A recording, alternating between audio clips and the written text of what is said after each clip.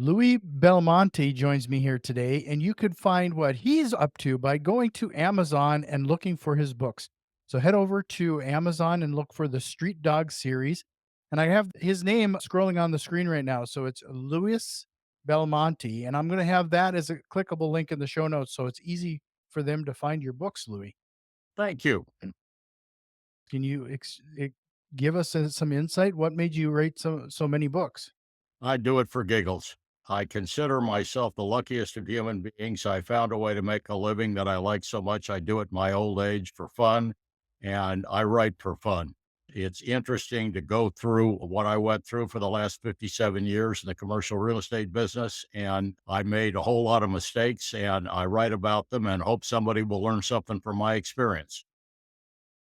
Well, I'm calling up a couple of them here. Now, there's a two-part series, Business and Negotiation Mastery, and you said that's the one to get. Although I did see that you have one of your books for free right now, so it's an incentive for everybody to go check that out. But Street That's my Dog book on. MBA. Yeah, well, the first one to read if you're just kind of new to the business and interested in whether you might be interested in the business is Real Estate 101.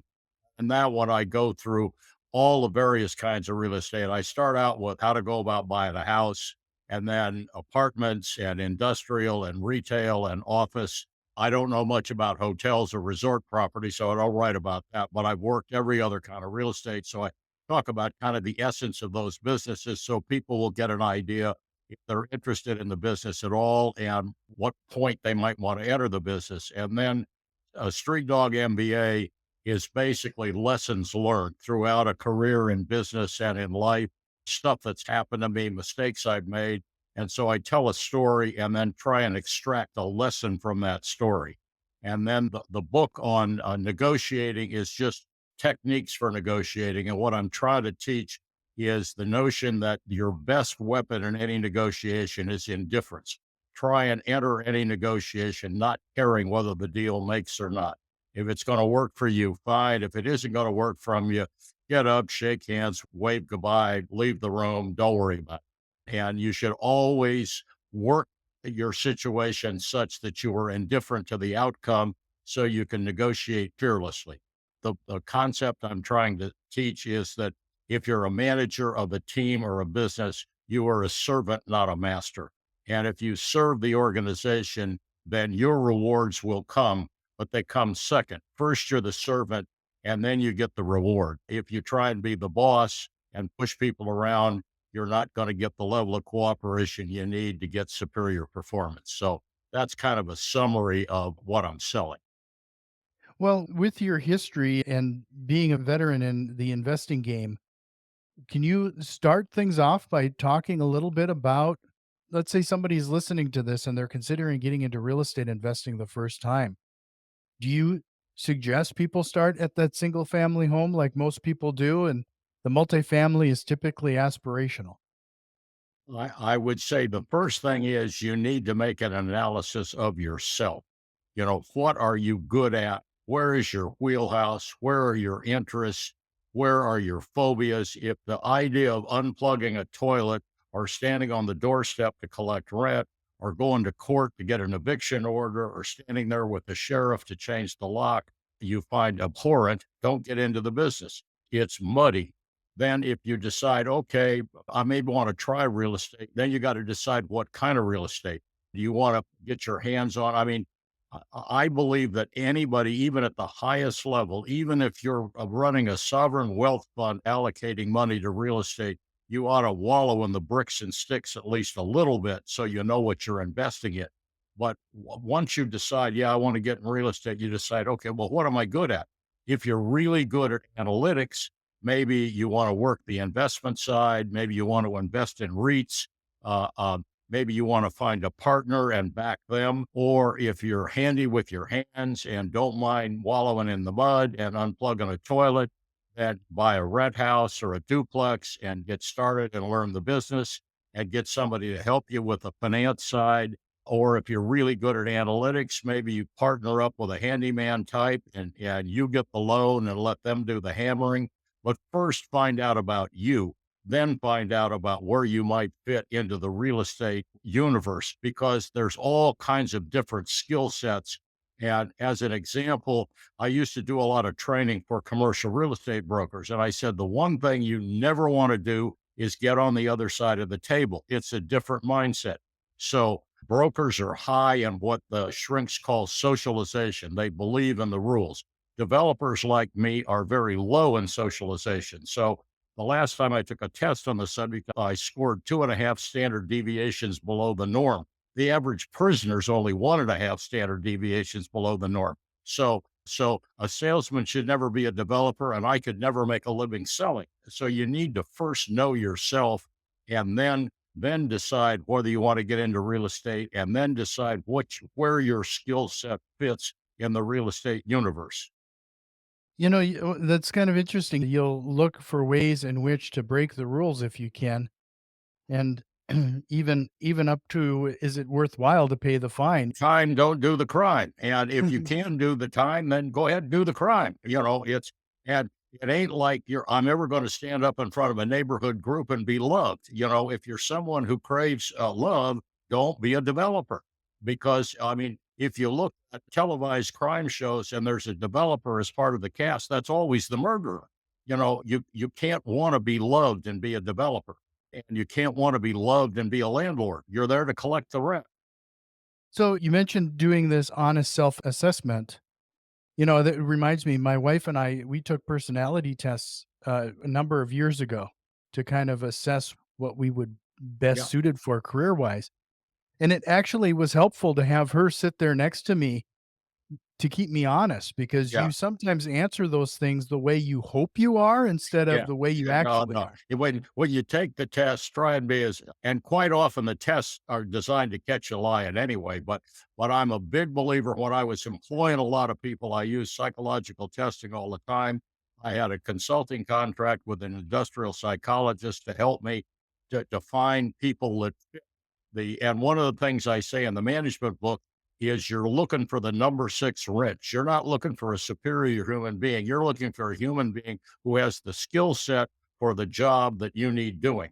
And, currently I'm engaged in a condemnation litigation and we're picking a lawyer.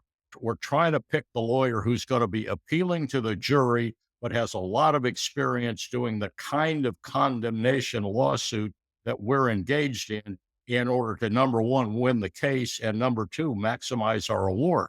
We're not looking for the perfect lawyer. We're looking for the perfect condemnation lawyer for this kind of condemnation in front of the type of jury we're liable to appear in front of. So I'm a big believer in aptitude tests, psychological tests.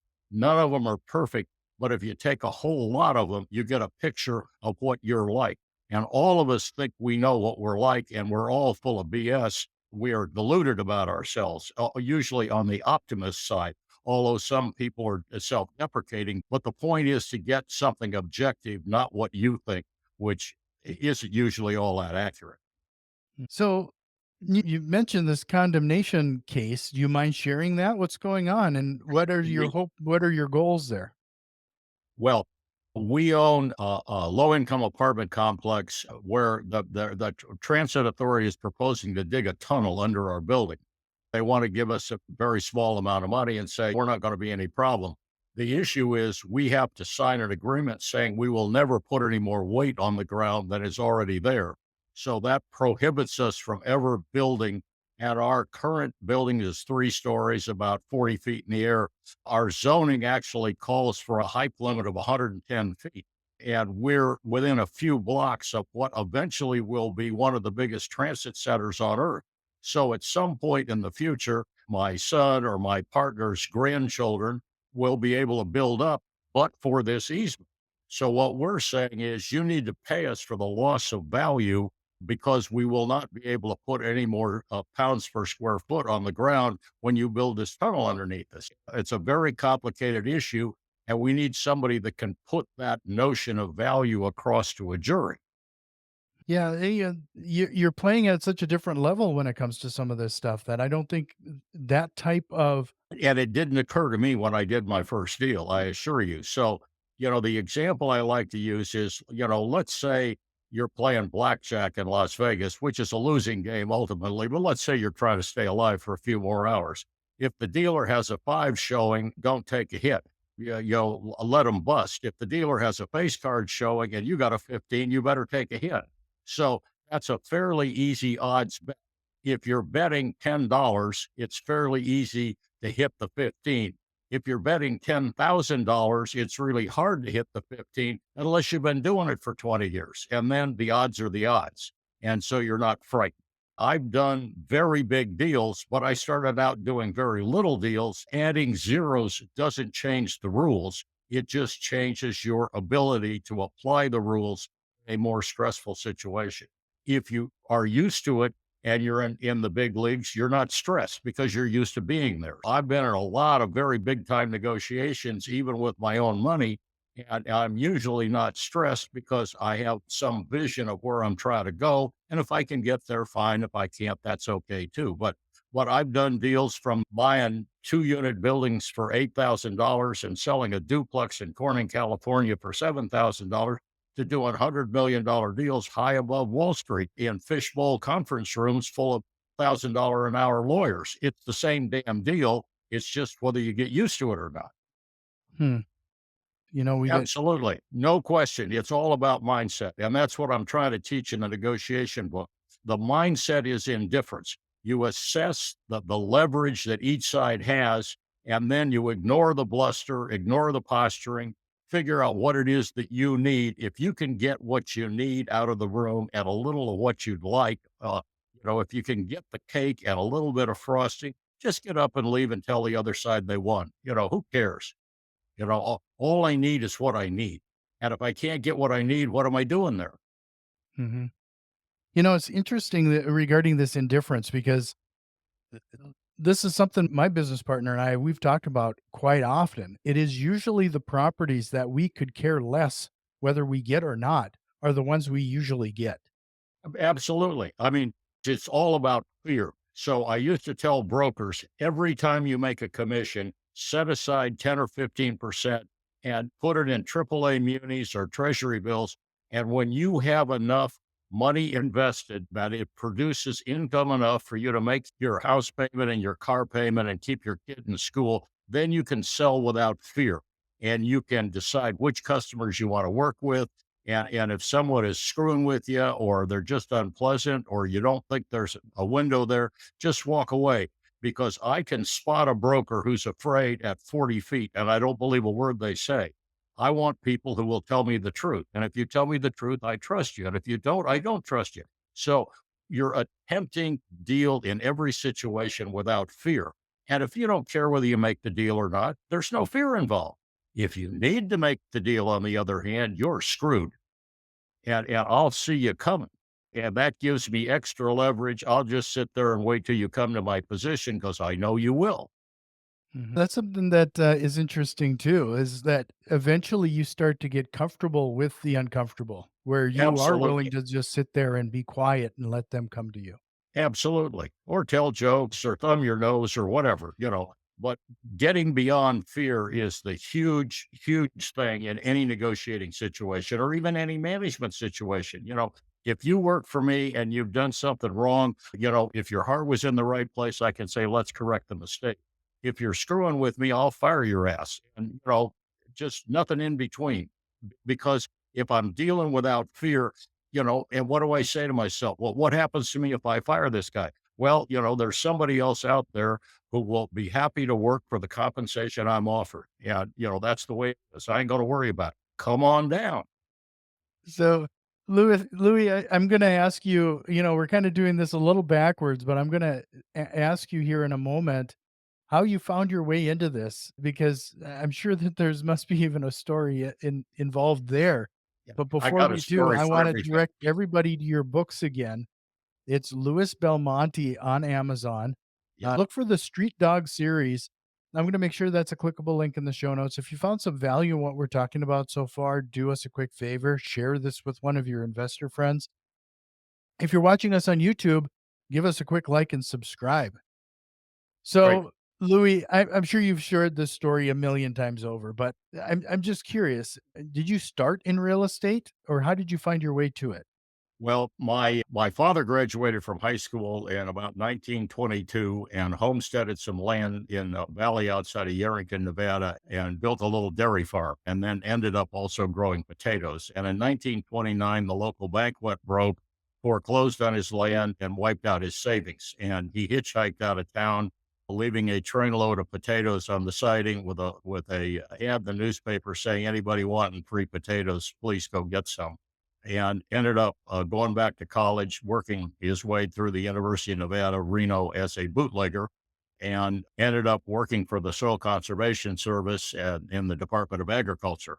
Because if you were scarred by the Depression, that's what you tried to do was get a job that paid. But he was an entrepreneur at heart. And my folks divorced when I was very young. And when I was 16, I went to live with my father and he was running all kinds of side businesses, raising cattle, had rent houses and duplexes, and I became free help, ranch hand, handyman, tax preparer. So I had some background, and my mindset is an Italian peasant, which is my ancestors are Italian and Irish peasants. So I'm not really a stock guy, not really an analyst type. I want to put my hand on things. And even when I was working in the very biggest of big leagues, every time we did a deal, there would be investment committee memos, 2 or 300 pages, full of numbers, full of market research. I got on a plane to put my hand on the bill. I always want to put my hand on the building and I want to walk the neighborhood and drive the neighborhood because I'm a bricks and sticks kind of guy. So, that's kind of the background of it. But, my father and I were building a house together in Redding, California, where we live. And at one point, he said to me, "Kid, it's a good thing you're smart because you're going to have a hell of a time making a living with your hands." So I went to college and I went to graduate school and I ended up in the Navy and Vietnam as a trained killer. And when I got out in 1967, I got a flat in San Francisco with a friend of mine from high school and got a corporate job working for a commodity broker. And my flatmate was upside down on a little real estate rehab deal. And he'd met some guy in a saloon who convinced him to invest part of some money he'd inherited from his grandfather to buy a pair of flats. And the theory was his bar buddy was going to do the work and my flatmate was going to put up the money and they were going to fix this place up and split the profit, but there was no work going on because the bar guy, was lazy. And so I said, "Well, the job I have is boring and the pay isn't very good. If you'll pay me $3 an hour, I'll strap on my tool belt and we'll go out and I'll show you how to do the work and we'll finish this job." And we went and bought a book from Sears Roebuck, electrician for starters and plumbing for starters. And, I'd worked as a ranch hand where you have to do everything yourself anyway, because there's no tradesman to call. We finished remodeling the place. I bought the partner out. We sold the building, made a little money. He and I did a couple of deals together, same kind of thing, bought beat up little buildings, and I still own some of those buildings. So I'm in the real estate business. I'm in the apartment flipping business, and we bought deals that were really beat up, but deals where the foundations had collapsed and things like that. Get the screw jacks and pump the building back up and that kind of thing. Did everything, put in central heating. We did everything except stretch carpet because carpet was expensive and I was afraid we'd ruin it. So we actually hired people to do that. But other than that, we did all the work ourselves. And then I got married. And then my wife got pregnant. That's the way we used to do it in the old days. I know that sounds old fashioned, but marriage, then pregnancy. And so there was some pressure for regular work. And totally by accident, I go to the headhunters and I get an offer from a New York based developer of warehouse buildings all over the country, some internationally. So I spent 35 years building warehouse buildings as a result. Total accident. Didn't know a warehouse from a whorehouse when I signed up for this job. It happened to be they were offering $18,000 a year, which was more than anybody else offered. And I got to be one of the biggest warehouse developers on earth as a result of that experience. I built them, bought them, sold them, rehabbed them, financed them, managed them, leased them. I was the king of warehouse leasing. I flogged a lot of space in my day, millions and millions of square feet. I built cities all over the United States, Mexico, Singapore, Japan, became the king of the warehouse business. And 20 years ago, my employer, who is now the biggest REIT on earth, Prologis, I was one of the junior partners when we founded the predecessor organization, decided he wanted to ramp up from I was running their development program doing several hundred million a year, and he wanted to go to several billion a year. And I was 64 years old, and he kind of looked at me and said, I think you're getting a little long in the tooth for this. And I said, I think that, being an international road warrior in your 60s is probably more than I can handle. So I don't disagree with you. And they gave me a very nice parting gift. And off I went into the sunset. And another guy and I founded a little development company, and we do low income housing and neighborhood retail. And we're happy campers. That is a And very well, that's 57 years and 60 seconds. yeah. That's awesome.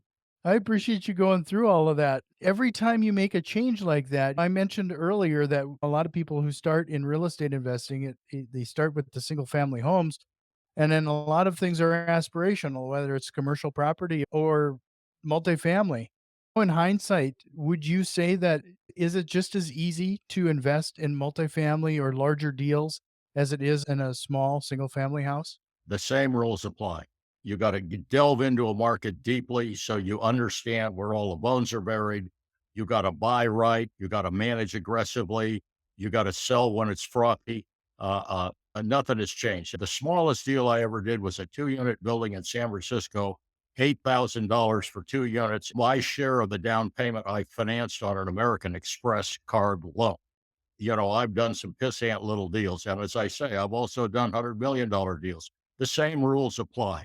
Each and every time I've done a new product type, I've paid what my partner and I like to call the stupid tax. You learn. And my motto, it's never the alligator you're watching that bites you in the ass. Something new comes up every time. And you just got to assume that's going to happen. Yeah. Especially in the development business, virtually every day, something happens that's utterly unexpected that you got to deal with and move on. You got to have enough contingency built into your deals to handle that. And you got to have enough psychological resilience to handle that. And you got to be prepared to deal with a few sleepless nights.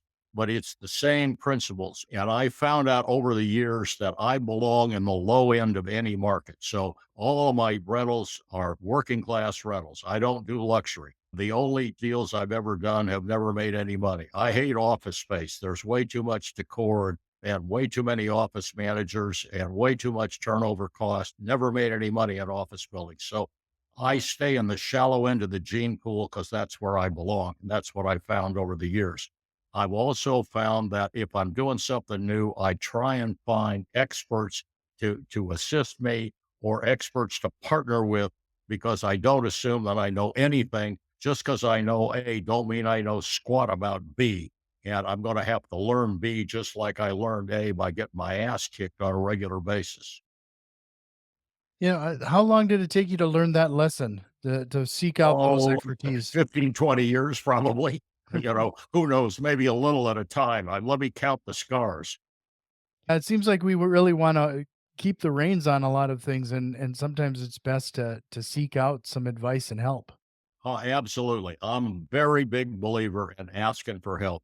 Just please help me in almost any situation. I don't know what I'm doing. I used to have a partner when I worked for Lincoln Property Company, and you're probably too young, but in my day in grammar school, we learned to read with books called Dick and Jane, See Spot Run. Mm. And my partner would get in the world's biggest negotiations, talking to very sophisticated people. And he'd say, hey, stop here. You wait. Listen, you got to get back to Dick and Jane with me. I want to know where Spot is. I want to see Spot run. Please help me out here. And sometimes he was sincere and sometimes he was just faking it, but he never big dogged it. And so anytime you ask for help, you're in a better place. And when I was doing deals all around the country, I never went to Atlanta and tried to build in Atlanta. I went to Atlanta and tried to find the best industrial developer in Atlanta. And in the 90s, they all needed money, and I was on the money side. So I'd go find the guy that I thought was the right guy and say, okay, I got the money and you know the market. Let's do a deal together. And when I went to Mexico, I spent a year basically interviewing developers in a foreign language until I found one that I thought would trust and I thought would perceive that they needed me as much as I needed them. And now they have their own REIT in Mexico, and they're the biggest industrial developers in Mexico. But I taught them how to build warehouse buildings, which they didn't know squat about. And they taught me about Mexico, which I didn't know squat about. Yeah, this is really interesting. We could go a variety of different ways. And I was just going to point everybody again, Louis, to your books. Head over and look for Louis Belmonte and the Street Dog series. And that's going to be a clickable link in the show notes. This has been such a fantastic conversation. And like I said, we could do a part two here and just kind of dive into Yeah. a number of things. You have a book that caught my eye here, though, called Get Rich Slowly, and I know it's an older book of Yeah, it is yours. an older book, and it's the same idea as Real Estate 101. It was my first attempt to do it, and the only reason to look at that book, my wife thinks the best one is Street Dog MBA, and she's probably a better judge than anybody else. But Real Estate 101 was an attempt to rewrite Get Rich Slowly. The only reason to read Get Rich Slowly is it talks more about institutional real estate. Because when I wrote that, I had just finished working for a company that invested money on behalf of pension funds and university endowments. And, I came to them from being a developer. And in 1986, the development business blew up. And so and the company went de facto banco. So I'm looking around for work, and I decided to go to work for these people who were on the money side because I decided the money was going to end up with all the real estate. The developers were obsolete, and I knew nothing about institutional real estate. And it was a huge learning experience at the age of 50 to find out what pension fund and sovereign wealth and university endowment investment were all about. And so, in that particular book, there's a fair number of insights for anybody who's interested in that side of the business. Well, what I was gonna bring up is that everybody is trying to find a way to make a quick buck. There As is you ain't make the only way you make quick bucks in real estate is with very high leverage, and with very high leverage comes very high risk. And I used to do a presentation on a flip chart, and I would list companies that went bankrupt. I could go page after page after page after page of outfits that went bankrupt, and virtually every single time it was excessive leverage. And there's only one big money solution in real estate: get rich quick, which is high leverage, and leverage is a two-edged sword which will gut you. I guarantee you. And one of the lessons I would like to leave everybody is watch your ass on leverage, and tailor your leverage to your product type, and with an absolute calculation on the downside of what happens if there's a deep recession. Can you still make debt service? And I realized that foreclosure is no longer morally reprehensible the way it was when I started in this business. But if you get foreclosed on, you have a little something called recapture. And the amount of the loan that went away suddenly becomes ordinary income on which you owe taxes. So, don't get in over your head with loans. And if you're a small time operator, you're going to be asked to assign a personal guarantee, and that is some serious stuff. And the lenders will come after you and take everything you own. and I was gonna ask before we get into the rapid fire questions, with your history and being the veteran that you are, what are you seeing right now on the horizon, regarding the economy and where we're sitting? So I would say that the office building business is in the toilet and will stay there for a number of years. There was a little oversupply, there's a diminution of demand, and the combination of those two has created a 30% surplus, which will take years to work off. House rental business is a good business because affordability crisis means a whole lot of people can't get into a house, but they'd rather not live in an apartment. So the rent house business is good. The multifamily business is okay, except in the Sun Belt where it's overbuilt. It's going to take a year or two. Industrial real estate's in a little pause. It'll be back strong in 26. Retail business, the mall business is trashed. We're going from 3,200 malls to 800 malls when it's all said and done. Trash. Neighborhood retail, small unit space is a fine little business. We're doing fine with it. Rents are starting to go up again a little bit. The pain is over. Amazon has gutted the business, but the bleeding is pretty much stopped. So, in terms of the economy, uh, uh, there's a whole lot of turmoil in the world that could create real problems. But assuming that the world doesn't explode, I expect the United States economy to perform about a 3% growth rate with about 3% inflation. I expect that consumer confidence will be pretty high. I expect that the business confidence will be very high because of the attack on the regulatory state in which all of us live. And I think business people will be very optimistic about that and will be prepared to invest. And I think, as bad a loose cannon as Donald Trump is, and I happen to slightly know the man, he's going to be good for business. So, with all of that being said, you mentioned commercial properties and malls. I see that in my backyard. We have brand new strip malls that were built that are still vacant for the past 5 Yeah. years.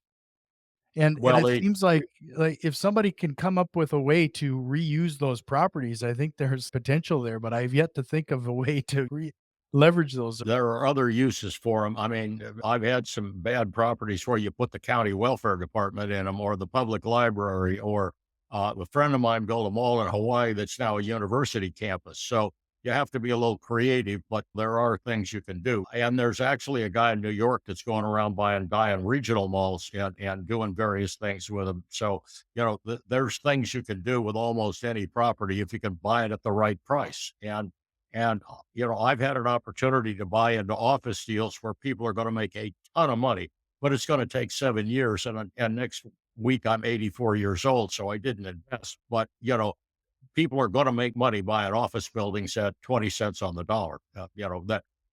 There are opportunities out there. There's also opportunity to buy loans, and there's an opportunity to buy loans to own. So you buy a loan at a discount, and if the borrower ain't paying you, foreclose on the property and buy it in effect at a really decent price if you got the stomach for it and the right lawyer. So there's deals out there to be made. That's right. Well, Louis, this has been fantastic. I really hope that you'll consider coming back again. If you Louis invite me, I'll come. Belmonte, the Street Dog series. That's going to be a clickable link in the show notes. Before we jump into the rapid fire questions, Louis, is there a question or concept you think we should have tried to cover here yet tonight? No, I think you milked me pretty good. This cow's almost dry. Well, with that, we're going to try to get a little more milk by going into our rapid fire questions. What lie do real estate investors sometimes tell themselves? I can raise rents in the future. Even though the pro forma doesn't work today, it'll work tomorrow. If you could go back in time and give your younger self a piece of advice, what would it be? Don't be scared. Operate without fear. Find a comfortable spot, stay there, and be teachable. Be teachable. If you, what single strategy, process, or tool have you implemented that has had the biggest time saving impact to you and your business? Getting out early rather than late. And as a developer, you're wading into the swamp every time you conceive of a deal. And the better instincts you develop to figure out whether you're going to be able to get to the other side or not, the better off you are. And getting out quick will save you a ton of money. I've gone too deep in some swamps when something in the back of my mind saying we're never getting to the other side, and dumped too much money in deals that I shouldn't have done, and you need to turn around and get out in a hurry if it isn't going to work. Well, Louis, this has been a fantastic conversation. I hope we can touch base again. It was great meeting you. It was such a pleasure. Well, you know where to find me, and I wish you the very best. Happy holidays.